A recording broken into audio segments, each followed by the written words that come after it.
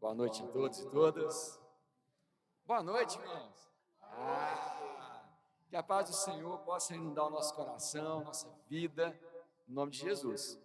É um prazer receber todos vocês aqui e deixo nesse início aqui um verso muito conhecido dos Salmos para a gente, que é o Salmo 133, que diz: ó, quão bom e quão suave é que os irmãos vivam em união. Vamos repetir juntos esse verso?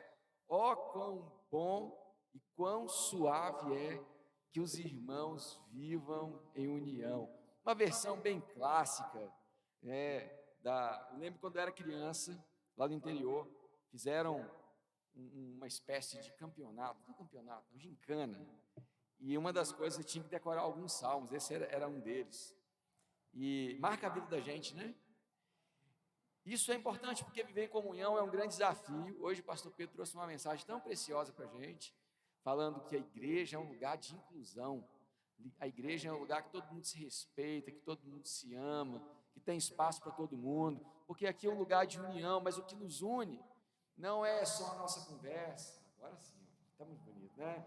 O que une não é a nossa conversa apenas, o que nos une não é apenas aquele café gostoso que a gente toma lá embaixo, mas o que nos une é a cruz.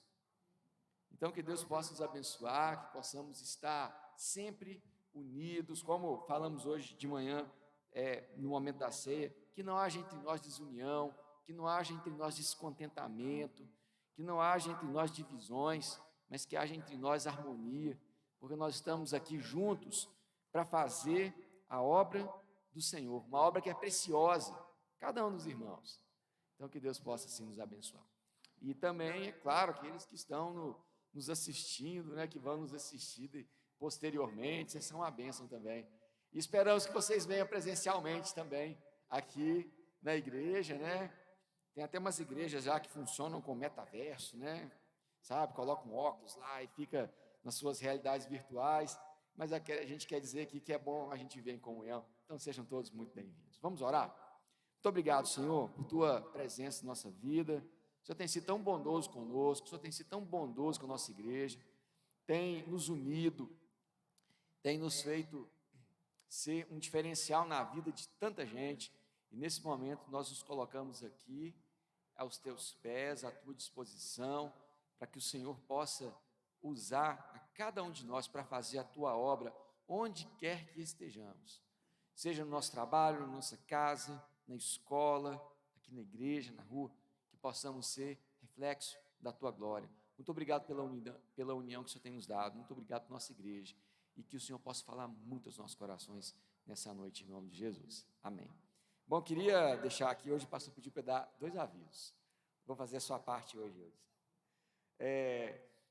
Nós tivemos ontem um encontro, uma decisão com a liderança da igreja, com a equipe pastoral, e nós sentimos assim, a necessidade de fazer uma ampliação aqui na nossa maneira de pensar o culto. Então, domingo pela manhã, nós vamos começar agora com a EBD, 9 horas, de 9 até as 10, vamos terminar pontualmente às 10, 9h50 na verdade, né? De 9 às 9h50.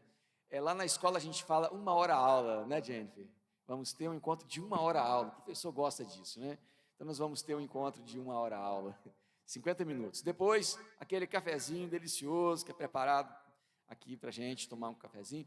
Depois nós vamos ter uma palavra pastoral, uma mensagem sobre a igreja sustentável, porque o pastor especialmente sentiu que é mais necessário a gente trabalhar esse tema de manhã. E os cultos à noite terão uma abordagem mais devocional, mais evangelística, para a gente poder alcançar melhor o nosso público, para a gente poder trazer pessoas na igreja. Então, a partir da semana que vem, de 9 às 9h50, a EBD, 10 minutinhos para o nosso lanche, para tomar uma aguinha, e de 10 até às 11 vai acontecer o nosso culto, com o momento de louvor, com o momento da mensagem. E à noite, às 19 horas, nós continuamos do mesmo jeito, mas com esse olhar, com esse foco. Então, eu espero que os irmãos possam participar com a gente, compartilhar com os outros irmãos. Posteriormente, nós vamos também, o culto da manhã será feita a gravação e vamos também compartilhar, a gente sabe disso.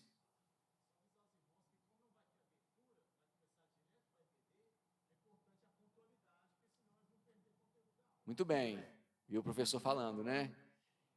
Isso, irmãos, porque a gente já vai começar 9 horas em ponto, já vamos começar com a nossa aula. Os irmãos já podem vir direto para suas classes. Ok? Todo mundo entendeu aí a mensagem? Posso contar com vocês? Vocês estão anotando no caderninho lá aquelas reflexões direitinho? Ah, muito bem. Que Deus nos abençoe, então. Vamos ficar de pé. Agora estou igual ao pastor também. Vamos ficar de pé. Queria convidar os irmãos do louvor para participar com a gente aqui. Que o Senhor possa abençoar a sua vida. Amém.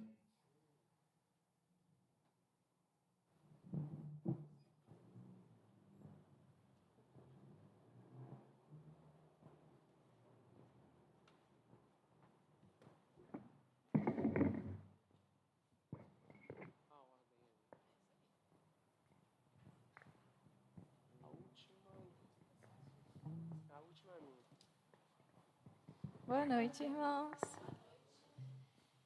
Hoje nós vamos começar o louvor com uma música que todo mundo conhece, né? Que é a Cantarei Teu Amor.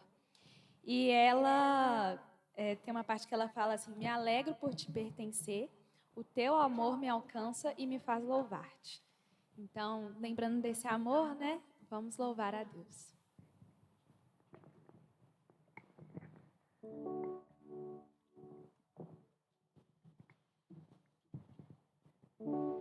Cantarei teu amor para sempre. Cantarei teu amor para sempre. Cantarei teu amor para sempre. Cantarei teu amor.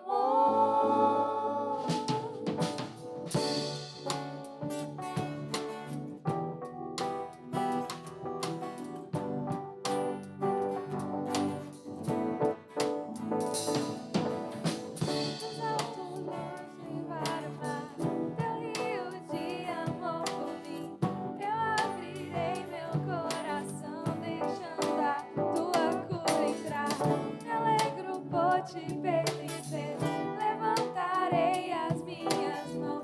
O teu amor me alcança e me faz louvar-te. Cantarei teu amor para sempre. Viverei esse amor para sempre. Cantarei teu amor para sempre.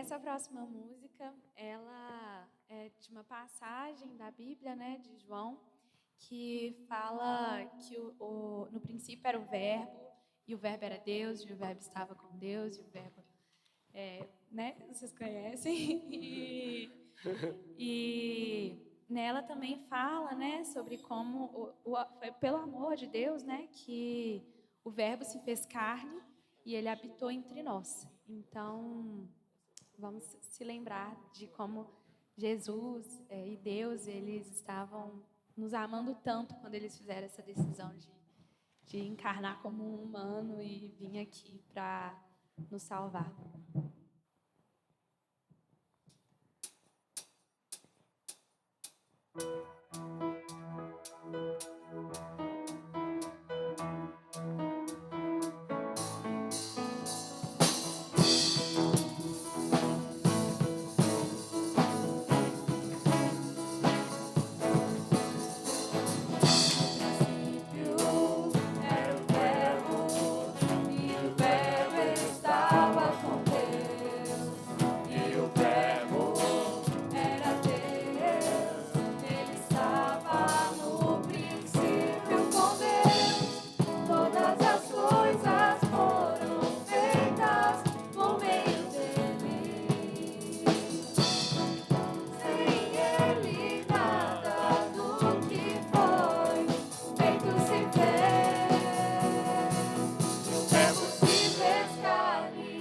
Habitou entre nós,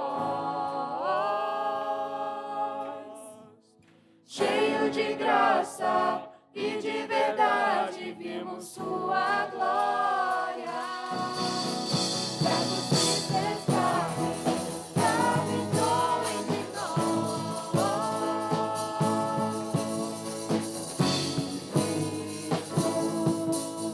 A palavra, o Verbo.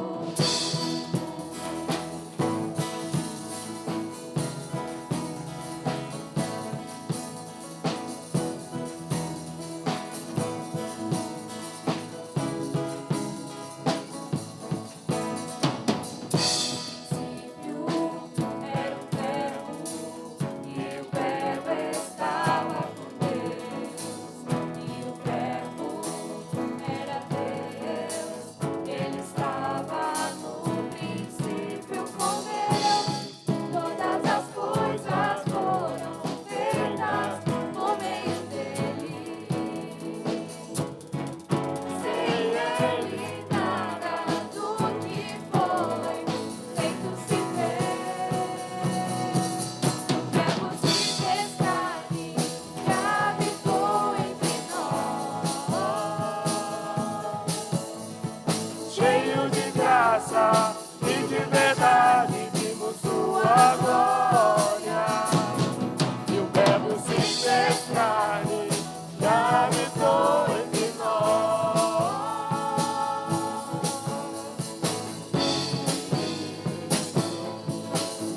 A palavra, Verbo.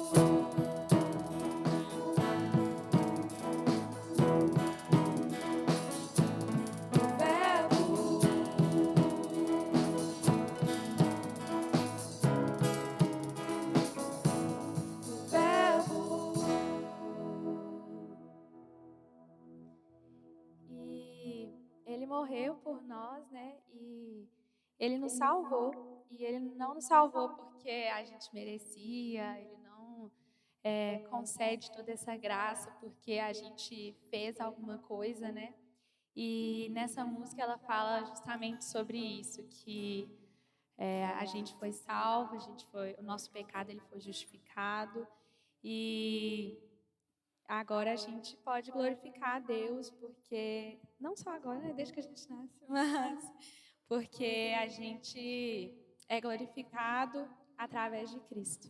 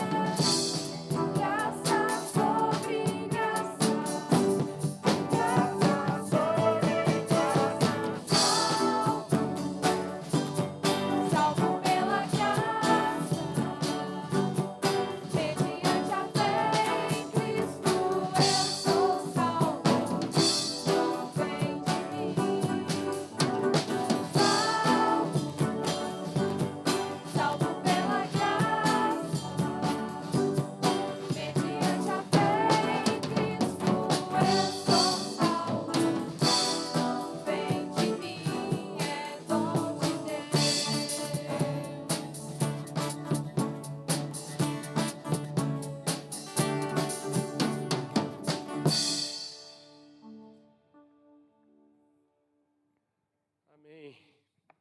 Tem um texto lá em Provérbios, capítulo 30. É uma oração muito, eu diria, corajosa. Porque nem todos de nós estamos preparados para fazer essa oração. Mas ela é uma oração justa, honesta, correta, e que nos ajuda a continuar na centralidade do Evangelho e nos coloca no nosso devido lugar. É uma oração de reconhecimento. Queria ler com vocês e que a gente possa meditar nessas palavras quando nós, nesse momento, teremos a oportunidade, o privilégio, o prazer de servir ao Senhor também com os nossos bens. Nós servimos com os nossos talentos, nós servimos com o nosso tempo, mas necessário se faz também que sirvamos com os nossos bens. E essa é uma oração de Agur, que era filho de Jaque. Não me perguntem quem era, não, que eu não sei não. Depois vocês perguntam do pastor Pedro e para o pastor Tiago aí, pastor Levi, tá certo? Mas eu sei que o sujeito é corajoso. Vê o que ele falou, olha só. Ele orou assim: eu te peço, ó Deus, que me dê duas coisas antes de eu morrer. Não me deixes mentir, não me deixes ficar nem rico, nem pobre. Dá-me somente o alimento que preciso para viver. Agora vem. Porque se eu tiver mais do que o necessário, poderei dizer que não preciso de ti. E se eu ficar pobre, poderei roubar e assim envergonharei o teu nome. Oh, meu Deus. É corajoso ou não é? A canção que a gente vai cantar diz que ele continua sendo bom, sabe? Quando as circunstâncias ainda não estão do jeito que a gente imagina, ele continua sendo bom. Quando a gente está muito feliz, ele continua sendo bom. Em qualquer momento da vida, ele continua sendo bom. A gente vai cantar, enquanto a gente canta, e você que disse amém comigo, vai dizer amém também na hora de entregar seu dízimo e a sua oferta. Eu aprendi, e essa igreja tem ensinado as crianças, eu fico tão feliz, pastor, quando eu vejo as criancinhas e também os idosos vindo trazer oferta. Essa foi um ensinamento que eu recebi da minha mãe e da minha avó, porque eu sou daqueles filhos criados com vó, sabe? E a minha avó, todas as vezes, mas eram todas, em todos os cultos. Não era assim, no domingo você leva a oferta, não. Todas as vezes que nós íamos a um culto, eu entregava uma oferta, porque eu não tinha, mas a minha avó me dava uma moedinha e me permitia, me dava o privilégio de entregar essa oferta. A minha avó morreu com um pouco mais de 70 anos e o último ato dela em vida foi preencher, porque ela fazia questão de escrever o nome dela no envelope. O último ato dela foi a entrega do dízimo. Então, ela morreu em fidelidade ao Senhor o tempo todo. Que Deus nos ajude a continuarmos sendo assim, honestos, justos, e ensinando também os nossos filhos a guardar esses mandamentos. Vamos cantar, Ele continua sendo bom.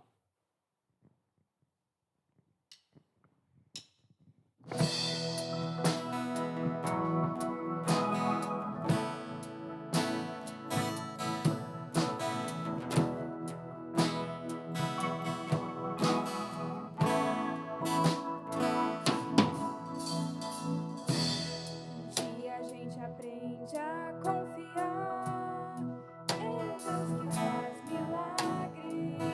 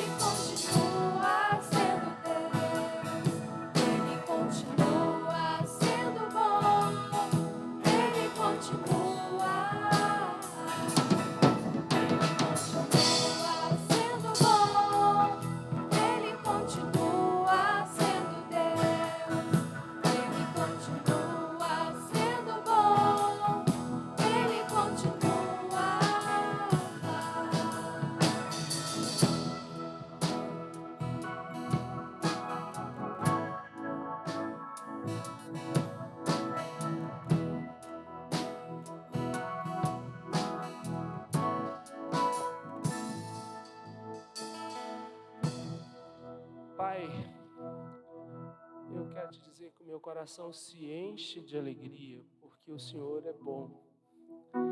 É muito louco pensar que um Deus tão grande, tão poderoso, consegue, parece que interromper a sua rotina de atividades, que deve ser tão intensa, e olhar para um ser como eu, tão pequeno, como diz Jeremias, um bichinho de Jacó, ou como disse o apóstolo Paulo, apenas um esterco, infinitamente pequeno diante da grandeza que o Senhor é. Ô Pai, o Senhor é tão bom, e eu sei que o Senhor se importa não só comigo, mas com todos os meus irmãos que aqui, agora, neste momento, te cultuam, te reverenciam, porque o Senhor é o Deus Todo-Poderoso. O Senhor é o Deus que nos sustenta, que não deixa faltar o alimento sobre a nossa mesa, o teto sobre a nossa cabeça, a roupa que nos cobre o corpo. É o Senhor que nos dá condições, Pai, de estudar e aprender um pouco mais das coisas que o Senhor mesmo criou, de tal forma que a gente interage o tempo todo com a natureza que foi feita pelo Senhor. Nosso conhecimento não é nada, as nossas forças não são nada, o nosso dinheiro para nada serve se não for para, de alguma forma, prestar culto ao Senhor. Ajude-nos, Senhor, a viver aquilo que nós lemos na Tua Palavra, a vivermos o melhor que pudermos para honrar o Teu nome, entendendo, Senhor, que temos uma vida que chegará até nós de forma plena, entendendo que nós seremos governados pelo justo juiz e que experimentaremos da Tua graça. Nós veremos esse mundo todo, Pai, todo reconstruído, esse mundo reconciliado, os vegetais, os animais, os seres humanos, todos vivendo em harmonia, porque o governo será do Teu Filho, nosso amado Mestre. Como nosso coração se alegra, Pai, saber que o Senhor é bom, e a gente aprende a confiar como cantamos. A cada passo que damos, nós aprendemos a confiar mais em Ti, sentimos a Tua presença entre nós.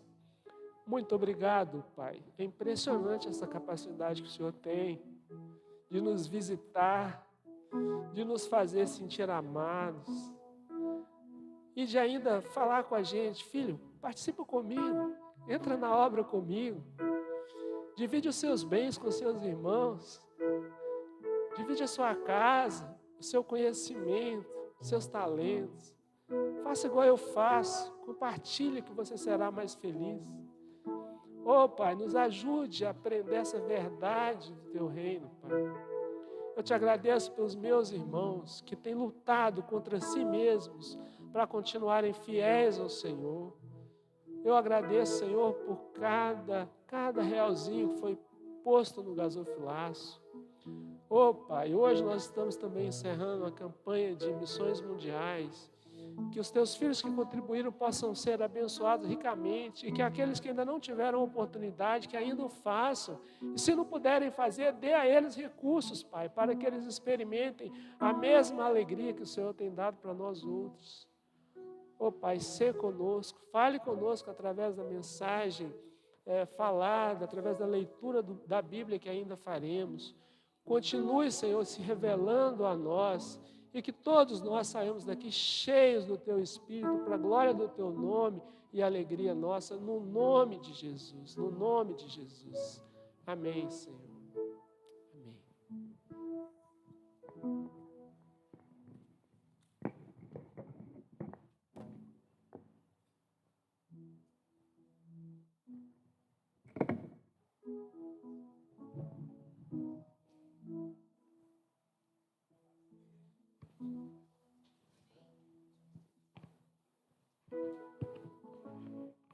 Som. A paz, igreja. Queria que você continuasse com seus olhos fechados. Nós vamos continuar orando a Deus. Quando eu vejo os jovens aqui, adorando ao Senhor, louvando a Deus, eu estava pensando ali quanto tempo eu perdi nesse mundo. Eu ainda não conheci o Senhor, E nesse tempo que eu estava andando, como ovelha sem pastor, sem direção, para lá e para cá, dava tanta cabeçada, tanto murro, ponta de faca, como diz o velho ditado. Nós perdemos tanto, mas tanto, tanto. Eu quero orar pela igreja agora. Quero agradecer a Deus pela juventude da igreja. Quero agradecer a Deus pela sua vida também, que você chegou aqui hoje, essa igreja. Que você deu um passo de fé. Eu tenho certeza que não foi o convite, mas foi o próprio Senhor que te trouxe aqui. Foi o próprio Deus que te trouxe aqui. E que Deus continue falando ao teu coração através da palavra que vai ser ministrada.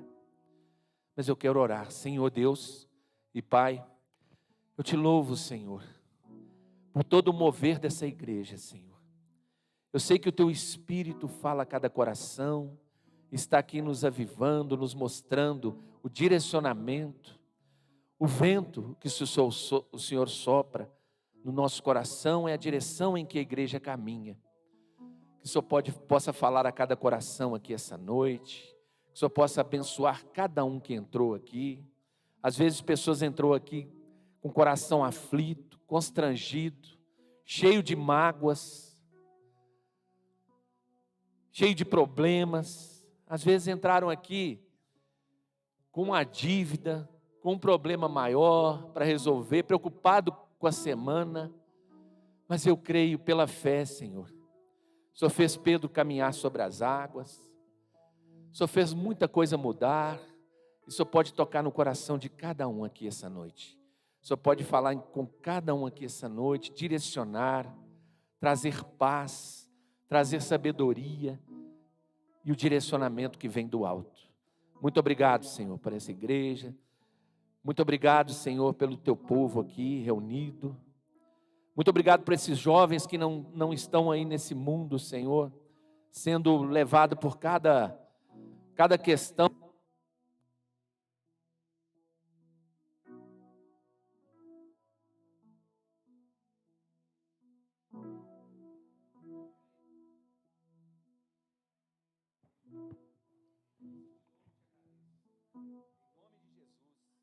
Amém. Amém. Glória a Deus. Obrigado.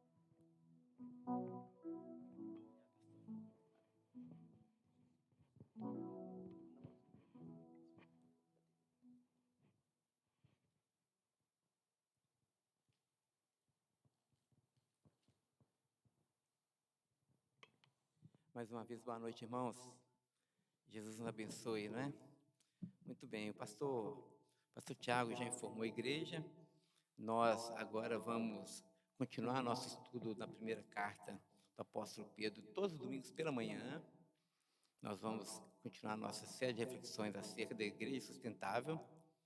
E agora, no culto da noite, nós vamos nos dedicar a sermões mais devocionais e também mais evangelísticos.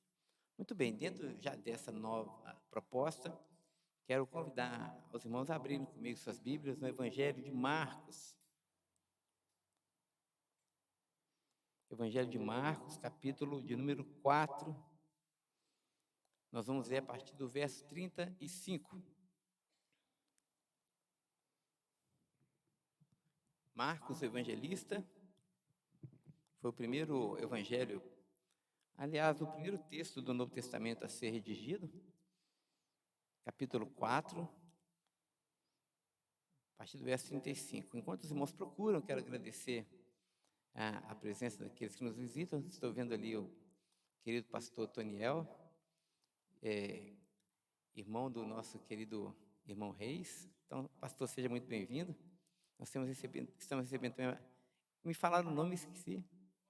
Eduardo também, seja muito bem-vindo, irmão Eduardo, Deus abençoe. Acho que é da igreja uma igreja que o Luiz frequentava, né? Algo assim. Seja bem-vindo, Deus abençoe também.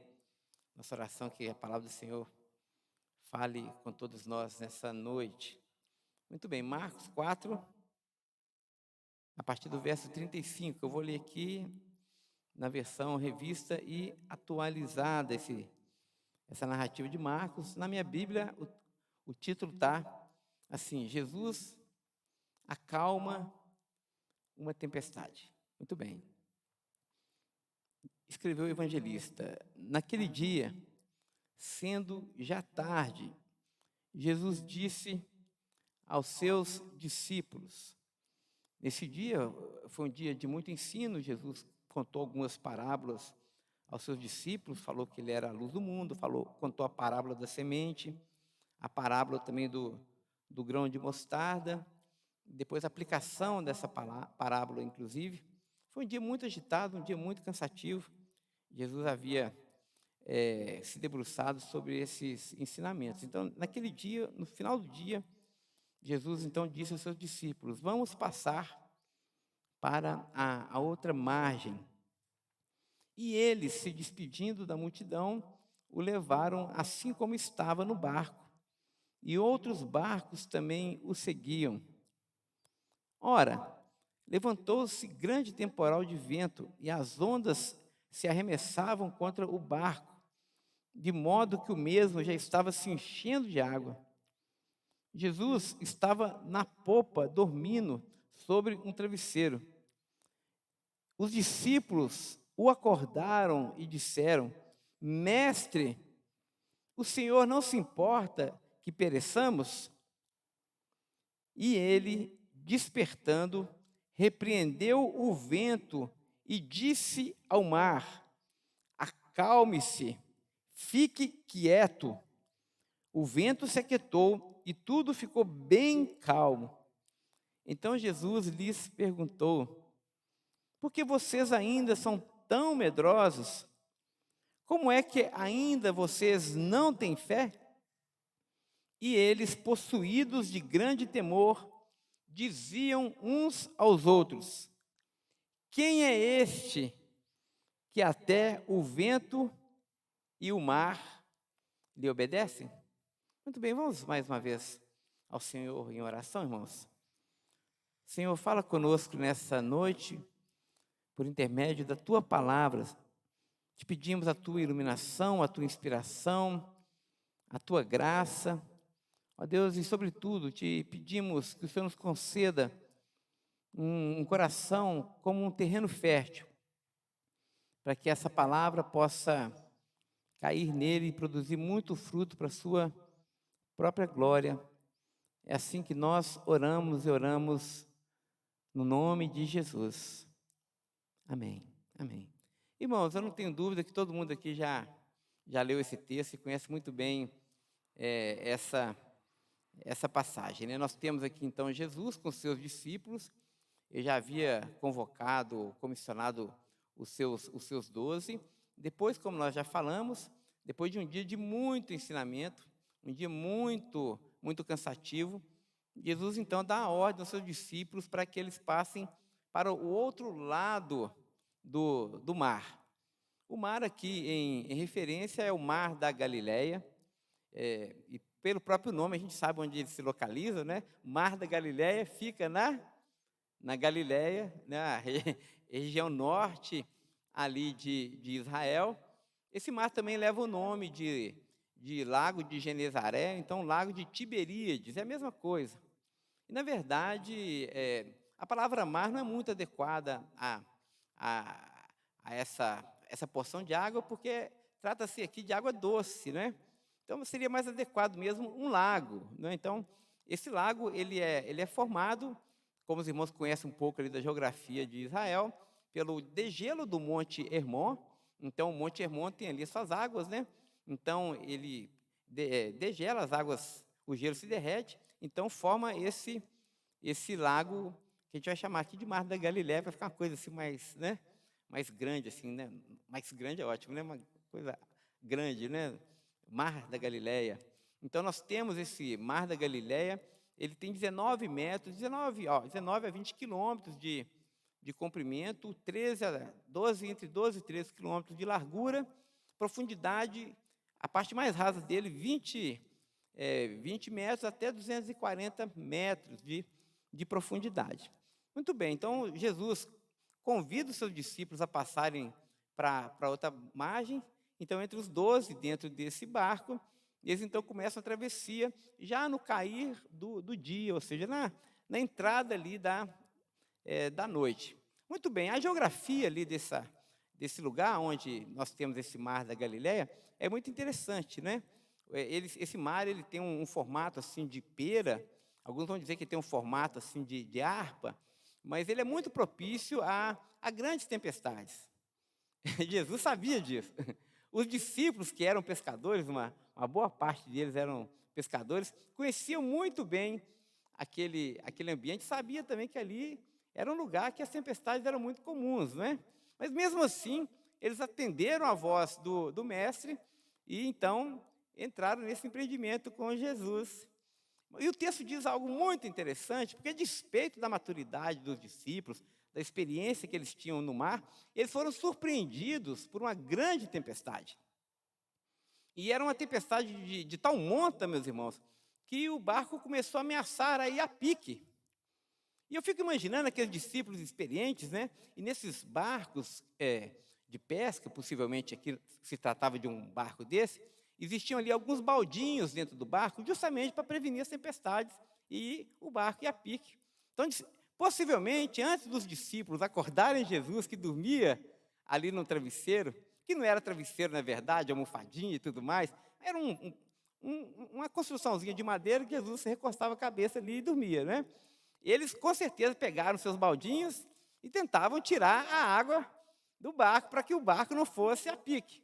Só que era tanta água entrando no barco que estava sendo inútil aquela tarefa deles. E eles ficaram apavorados.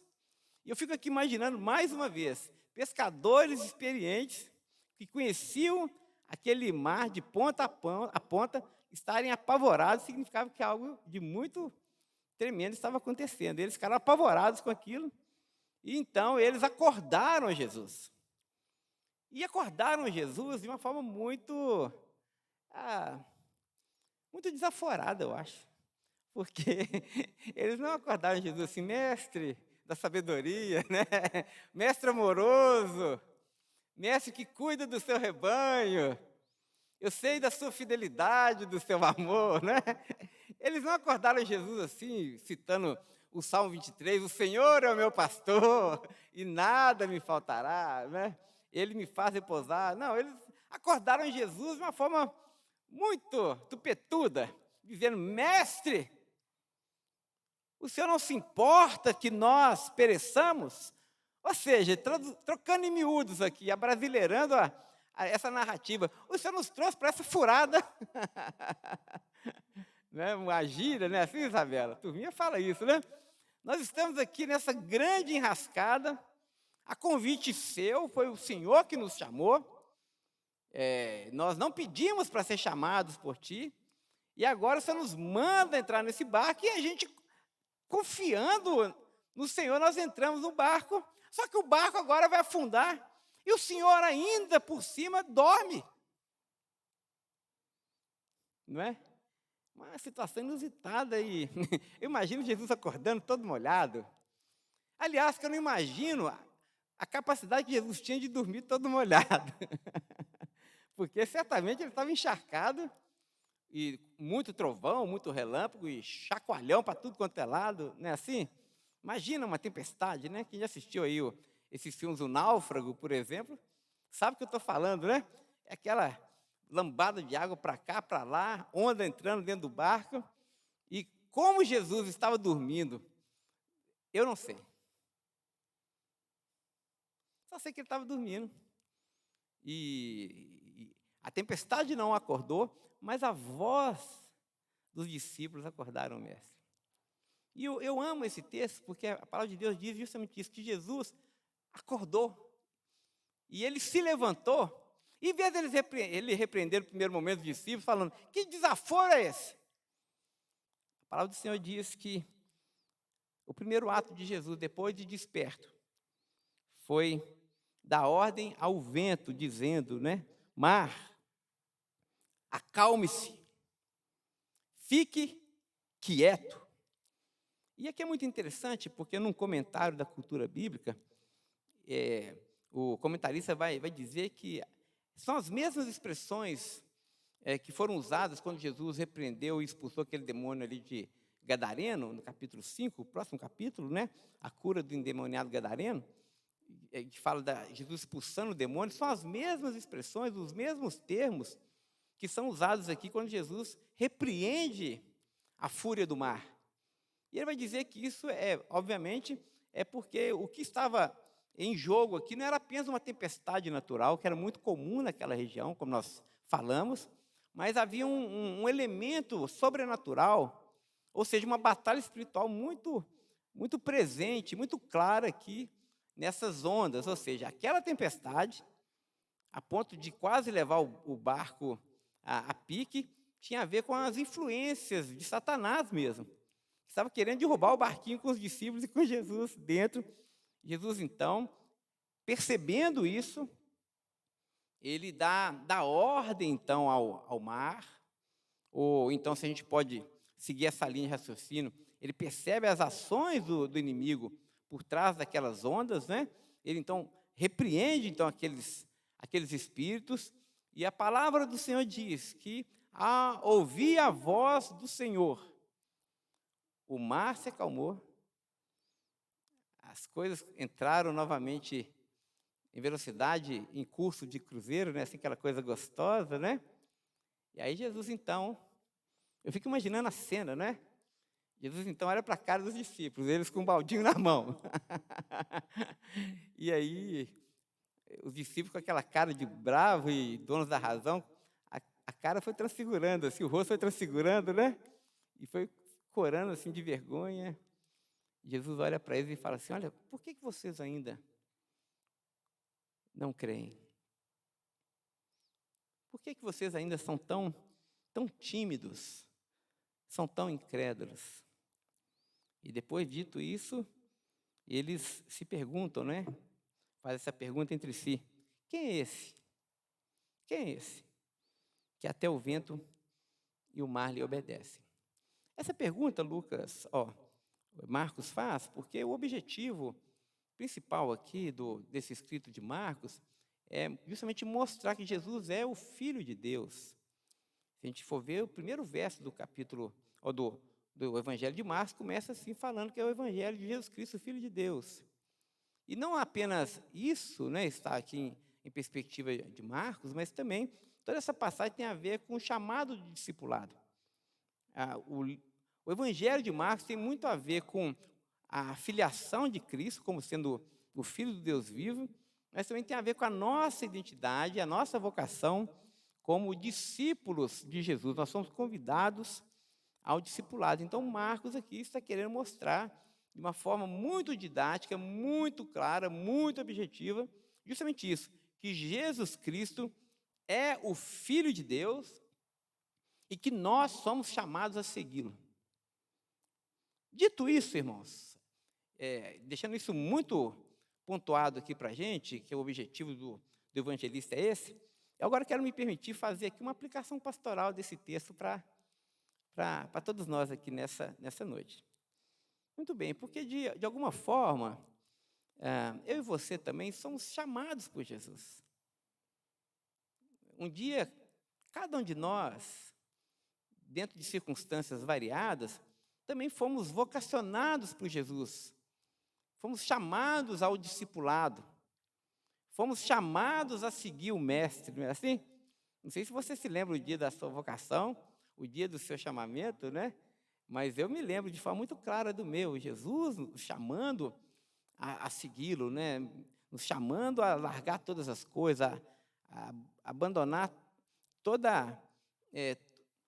aquilo que não é autêntico nesse mundo, tudo aquilo que não é verdadeiro, para seguir Ele que é o caminho, e a verdade e a vida. E usando aqui esse texto como uma parábola, todos nós fomos chamados a Jesus a entrar nesse barquinho. Né? A igreja de Jesus está aqui dentro desse barquinho. Nós podemos usar até essa expressão, estamos todos no mesmo barco.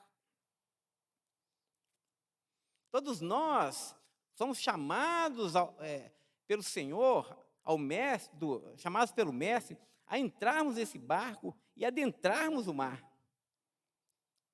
E Jesus não escondeu de nós os perigos que existem nessa empreitada, porque, afinal de contas, entrar no barquinho no meio da noite, sabendo que o risco de tempestade é muito grande, ora, é um empreendimento para aqueles que acreditam na sua vocação.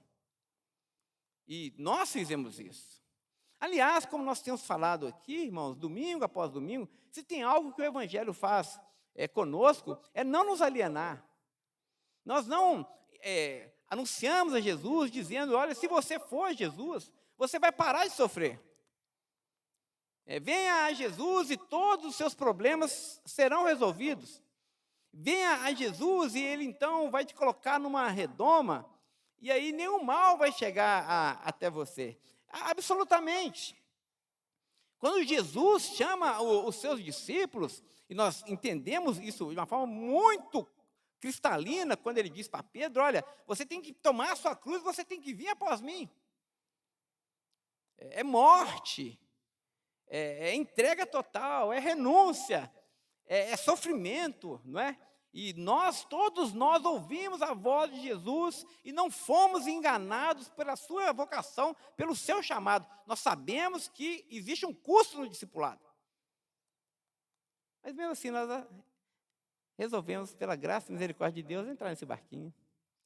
E é muito interessante porque, às vezes, a gente acha que esse barquinho, olha, é difícil, é noite, há uma probabilidade de ventos fortes, mas, olha, para ser sincero, eu sou uma pessoa tão boa, tão forte, tão preparada, que eu acho que eu dou conta. Eu acho que eu dou conta dos intempéries da vida, eu acho que eu dou conta dos desafios que a vida vai nos apresentar, eu acho que eu dou conta de pagar o preço do discipulado, eu acho que eu consigo seguir ao Mestre Jesus sem nenhum atropelo, pela força da minha vontade, pela força das minhas virtudes, pela força da minha fé, né? Às vezes a gente tem essa ilusão, não é assim, Evane? Achando, olha, Jesus nos chamou a segui-lo, mas eu sei que eu consigo, porque se Ele me chamou é porque tem alguma coisa boa em mim, tem alguma virtude, eu tenho algum preparo, então eu consigo dar conta do recado. Muito bem, a gente entra nesse barco, talvez munido aí desse orgulho, né? Dessa sensação de autossuficiência tão enganosa, né? Entramos no barco, mas a gente não precisa demorar muito tempo para perceber que as nossas forças muitas vezes são inúteis diante das grandes ondas que chacoalham o nosso barquinho. Não raro a gente se dá conta de que o nosso barco é frágil demais. E que as nossas habilidades, que nós achávamos suficientes, são pequenas demais. Porque às vezes, irmãos, nós enfrentamos as nossas lutas e às vezes a gente não quer acordar Jesus nas nossas causas, né? Porque nós achamos que nós damos conta do recado. E aí nós pegamos o nosso baldinho, né, assim, e a tempestade vindo e a gente fala, não, deixa comigo a minha sabedoria, o meu preparo, a minha maturidade, a minha desenvoltura, a minha formação, os meus recursos, a minha capacidade de resolver conflitos, né? A minha beleza, ou seja, o que for que seja o nosso baldinho, a gente acha que a gente vai dar conta. A gente acha que os nossos recursos e a nossa capacidade é suficiente para que o nosso barquinho não vá a pique. A gente fica iludido por um tempo, não é? Achando que a gente é o senhor ali da nossa embarcação, achando que aquela tempestade logo vai passar, mas a questão que se apresenta aqui de uma forma muito clara, que eu não sei quanto tempo essa tempestade durou, mas ela foi suficiente para derrubar todas essas seguranças, ou essas pseudo-seguranças, ao ponto dos discípulos perceberem, de uma forma muito clara, muito cristalina, que eles não estavam no controle da situação. Irmãos, deixa eu dizer algo para você, permita que te desiludir. Raramente, ou em poucos casos, nós temos o controle da situação. Nós somos iludidos, achamos tantas e tantas vezes que nós damos conta da coisa, que nós controlamos os processos, que nós sabemos contornar os problemas. Mas isso é raro demais. Na maioria das vezes, os problemas que se apresentam a nós são muito maiores do que a nossa capacidade. As ondas que batem no nosso barquinho são grandes demais. E o nosso barquinho é frágil demais. A gente precisa ter essa consciência. Os discípulos aprenderam, pelo bem ou pelo mal, a abandonar suas habilidades, seu conhecimento e clamarem a Jesus. E nós aqui nessa noite, seja também aí pelo YouTube, não é? Nós aqui nessa noite, nós queremos envolver Jesus no processo das nossas tribulações e lutas. A primeira coisa que nós precisamos admitir, meus irmãos, é que as nossas forças, os nossos baldinhos são pequenos demais para tanta água, para tanta tempestade, para tanto trovão, para tanta onda violenta. Precisamos admitir as nossas fragilidades. Precisamos admitir a nossa falência. Isso significa abandonar o nosso orgulho, gente.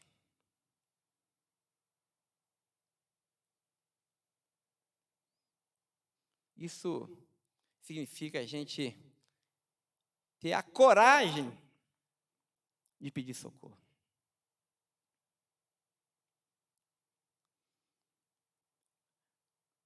Geralmente, quando a gente vê esse texto, como eu disse, a gente olha para esse pedido dos discípulos, a gente fala, que desaforado, né? Assim, que tupetudos. Mas aqui, deixa eu fazer o contraponto e dizer, que coragem. Eles demonstraram uma tremenda força ao reconhecerem que eram fracos. Eu não tenho dúvida que muitos barquinhos naufragam, vão a pique, porque nós, de forma orgulhosa, jamais iremos admitir que nós estamos falidos. Que nós chegamos no fim da linha. Temos dificuldade de admitir isso para nossa esposa, dificuldade para admitir isso para o nosso marido, para os nossos filhos, para o nosso rebanho, para o nosso pastor, para os nossos amigos. E a gente se cerca, né, dessa aura de que eu sou forte, o que as pessoas vão pensar de mim. Afinal, sou um pescador experiente. Afinal, eu conheço essas águas, eu tenho que dar conta do recado. E às vezes o nosso barquinho afunda por puro orgulho.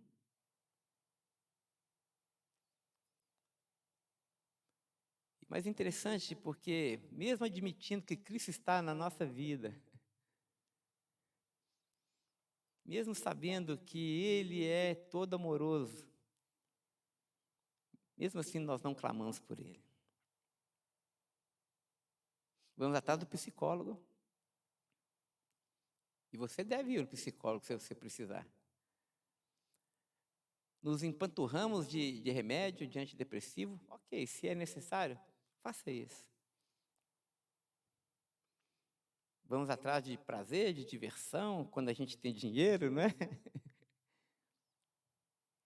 Nos embriagamos de alguma forma. Fazemos tudo isso. Mas somos resistentes a buscar Jesus. Então os discípulos aqui, eles foram muito corajosos. E eu imagino no desespero eles falando, mestre, aqui havia um misto de raiva e de incompreensão, mas havia um misto aqui também, uma coisa intrincada aqui nesse pedido, que é o pedido da esperança. É um desespero misturado com esperança, se é que isso é possível. Coexistir esperança e desespero juntos.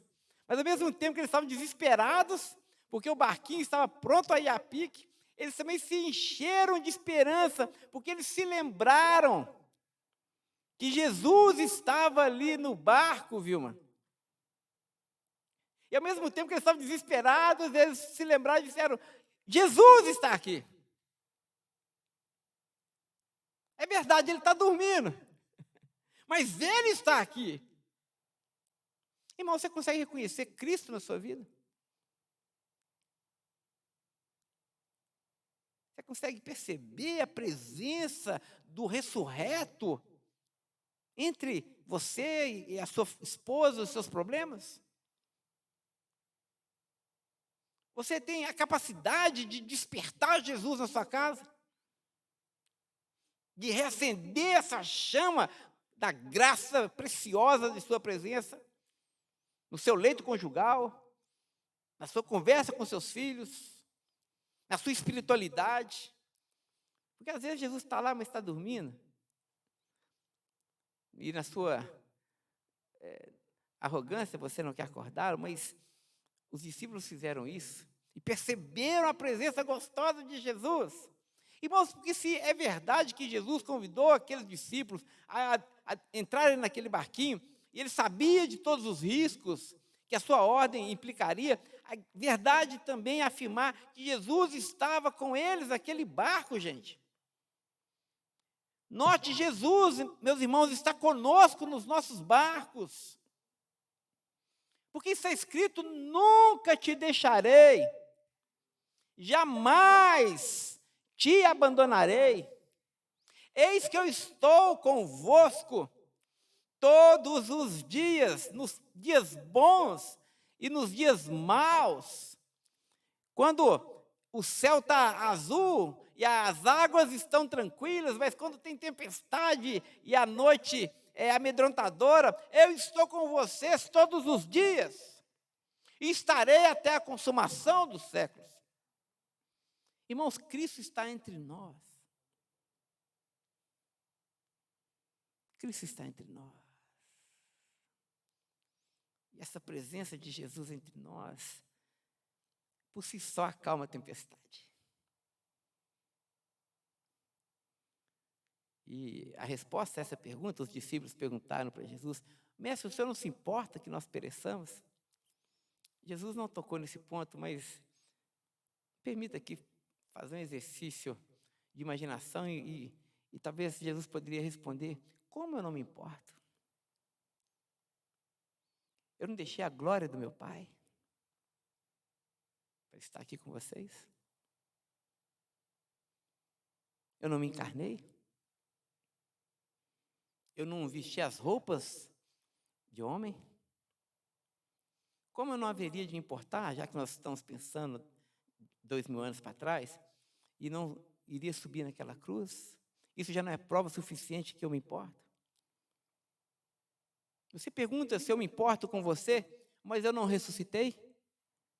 O túmulo não está vazio?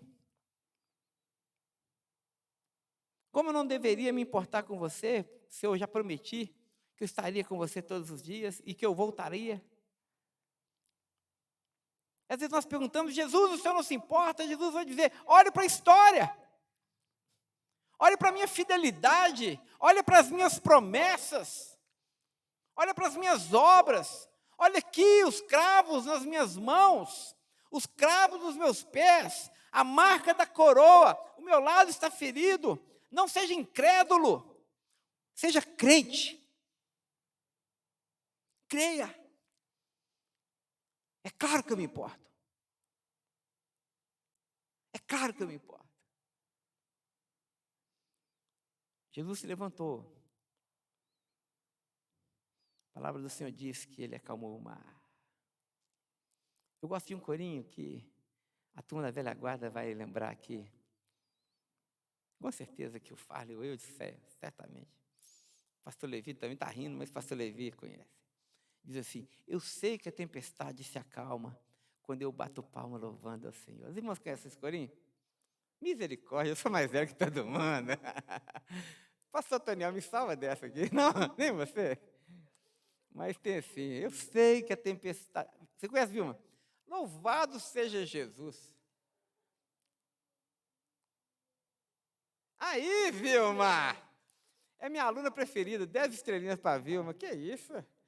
Me deixou aqui agora, né? Eu sei que a tempestade se acalma quando eu bato palma louvando ao Senhor. Eu sei. Mas quem acalma a tempestade não somos nós, gente. Quem acalma as tempestades da nossa vida é Jesus. Ele repreende o inimigo. Ele sabe que nós estamos envolvidos numa grande batalha espiritual e o nosso inimigo é feroz, mas ele é o nosso general. Ele é o nosso general. Eu fico pensando, por que o desespero, de alguma forma, bateu no coração daqueles discípulos? Por que em algum momento, eles sentiram que o barquinho deles iria afundar? Talvez a resposta esteja no fato deles ainda não conhecerem quem é Jesus. Ainda não conhecerem e saberem que Jesus Cristo é o Filho de Deus. Irmãos, eles ainda não conheciam, mas nós conhecemos. Eu e você não temos motivo para nos desesperar, porque eu e você sabemos que Jesus Cristo é o Filho de Deus, o nosso Salvador, glorioso Senhor. Nós o chamamos de Emanuel, Deus conosco. Como nós cantamos, o verbo da vida, a luz do mundo, o alfa e o ômega, a resplandecente estrela da manhã, o lírio dos vales, a rosa de Saron, o amado da nossa alma, o escolhido entre os milhares. O grande eu sou, o primeiro e o último. Nós já conhecemos, nós já sabemos quem é Jesus, meus irmãos. Ele é o Filho de Deus. Ele é o nosso Senhor e o nosso Salvador. Que nessa noite, nosso coração se encha com essa certeza. Amanhã, meus irmãos, é segunda-feira. E talvez você esteja aqui já pensando nas ondas que vão certamente chacoalhar o seu barquinho. Seja os alunos, seja o patrão que é chato, seja talvez uma enfermidade que você esteja lutando contra ela, problema na alma, problema no corpo, não sei. Todos nós temos os nossos inimigos. Todos nós sofremos os impactos da onda. Mas que nós, nessa noite, sejamos banhados por essa esperança. Saber que, a despeito da fragilidade do nosso barquinho, e a despeito das violentas ondas que certamente irão chacoalhá-lo, não perca de perspectiva duas coisas. A primeira delas é que Jesus está no barquinho com você, sempre. Sempre. E a segunda coisa é que até o mar e o vento obedecem à sua voz. Nós não estamos no controle, irmãos. Nós não temos o controle da nossa agenda. Nós devemos confiar naquele que controla todas as coisas.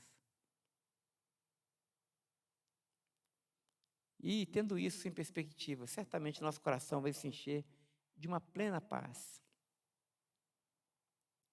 Calma em meio à tribulação.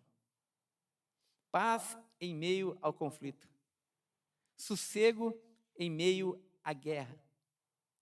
Descanso em meio às terríveis provações. Essas realidades, elas só podem coexistir por conta da presença de Deus entre nós. Não espere um cessar-fogo. Não espere que amanhã você vai ficar livre dos seus problemas. Mas aprenda com o rei Davi, que diz que mesmo na presença dos nossos inimigos, o Senhor nos prepara uma mesa. E a gente pode sentar, podemos nos alimentar e podemos partilhar essa boa mesa com o Senhor. Que Deus abençoe a cada um dos irmãos. Feche seus olhos. E dedique aí alguns instantes pensando no seu barquinho, pensando nas ondas que ameaçam afundar o seu barco.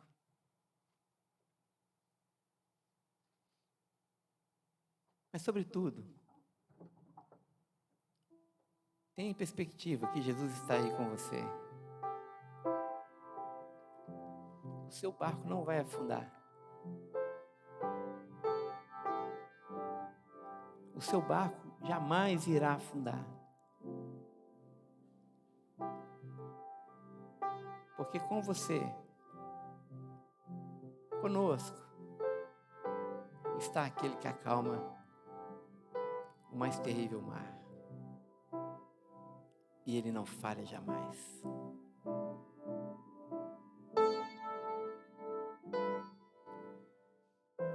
Nessa noite, Jesus,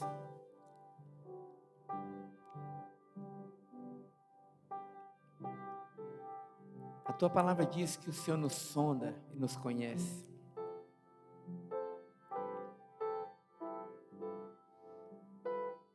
O Senhor sabe como nós somos frágeis. Ó Senhor, quantas vezes o nosso orgulho tolo nos torna iludidos acerca da nossa força, da nossa competência, das nossas habilidades. Senhor, mas que nessa noite todas essas ilusões possam cair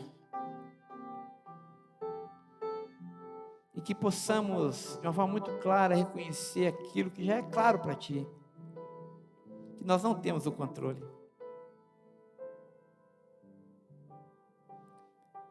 Nós não podemos confiar na força dos nossos baldinhos, porque as águas são muito mais volumosas, Senhor. Os ventos são muito violentos. E nós não podemos ordenar para que eles parem, porque eles jamais irão obedecer a nossa voz. Mas, Senhor Jesus, o Teu povo, nessa noite, foi lembrado que, a despeito da fragilidade desse barquinho, existe alguém aí conosco, que é o Todo-Poderoso. Temos esse tesouro em vasos de barro. Tu és essa presença preciosa dentro da nossa história que é tão frágil. Muito obrigado, Jesus, porque o Senhor não apenas está no nosso barquinho conosco, mas o Senhor se importa. O Senhor nos ama. O Senhor é bom. E por fim, se levantará com autoridade, com poder. E no seu tempo, o Senhor ordenará aos ventos e ao mar para que eles se calem, para que eles se aquietem, porque a essa voz eles obedecem. Há poder no teu nome, Jesus. Tu tens toda a autoridade no céu, na terra e debaixo da terra. Todos os demônios se curvam diante de ti. Todos os nossos medos são afugentados diante da sua presença que é luz. Toda dúvida é dissipada quando estamos à presença daquele que é ágape, cujo amor é sólido como uma rocha. Ó Senhor, que essa palavra possa encher o nosso coração com essa bendita esperança, Senhor. E que ela seja o nosso alimento em toda essa semana, que ela possa martelar na nossa cabeça e pulsar no nosso coração, que ela nos traga, Senhor, essa brisa gostosa que revigora as nossas forças, Senhor. Sim, é verdade, amanhã os nossos inimigos estarão lá fora, mas nós não temos medo de nenhum deles, porque confiamos em Ti, Senhor. Tu és maior do que todos eles. A Ti toda a honra e toda a glória hoje e sempre. E assim que a graça do Senhor Jesus e o amor de Deus, o nosso bondoso Pai, e que a doce consolação do Teu Santo Espírito seja com todo o Seu povo, espalhado por toda a terra, não apenas hoje, mas até o dia de Cristo Jesus. Amém, amém, amém, amém. Semana abençoada a todos, irmãos. Pastor, nós estamos sendo convidados para tomar um cafezinho, um chazinho. Tem bolo, tem pão lá embaixo. Então, todos, por favor, desçam para a gente continuar a comunhão do dia, tá bem?